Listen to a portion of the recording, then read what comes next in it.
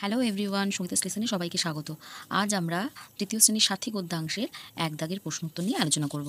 তার আগে বলে রাখি, তোমরা যদি আমার চ্যানেলে নতুন হয়ে থাকো, আমার চ্যানেলটিকে অবশ্যই সাবস্ক্রাইব করো ও পাশে থাকা বেল আইকনটি প্রেস করে নিও, যাতে নতুন নতুন ভিডিও আপলোড করার সাথে সাথে নোটিফিকেশন তোমাদের কাছে পৌঁছে যায়।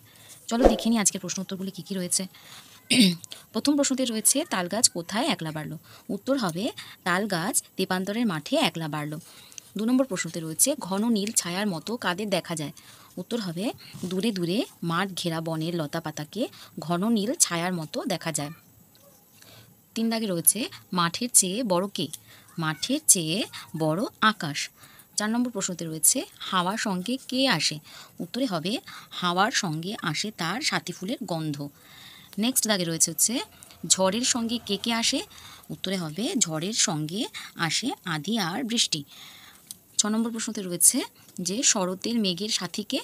উত্তর হবে, শরতের মেঘের সাথী বলাকা। নেক্সট রয়েছে তাল গাছ কেন বৃথা আঁকুপাকু করে? উত্তর হবে, তাল গাছকে একলা ফেলে রেখে সবাই দৌড়ে পালায়, খেলতে ছোটে, তাই তাল গাছ একলা বৃথা আঁকুপাকু করে। নেক্সট দাগে রয়েছে তাল গাছের কাছে কারা যাওয়া আসা করতে লাগলো? উত্তরে হবে, দুটি বাবুই পাখি তাল গাছের কাছে আসা যাওয়া করতে লাগলো। নেক্সট কোশ্চেনে রয়েছে বাবুই পাখিরা কোথায় বাসা বাঁধলো? উত্তরে হবে, তাল গাছের প্রাণ যেখানে বাতাসে ঝিলমিল করছে, বাবুই পাখিরা সেখানে বাসা বাঁধলো। 10 নম্বর প্রশ্নতে রয়েছে, তাল গাছ চুপ করে ভাবে কেন?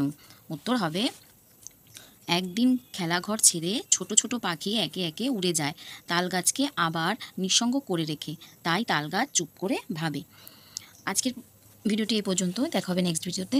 টাটা।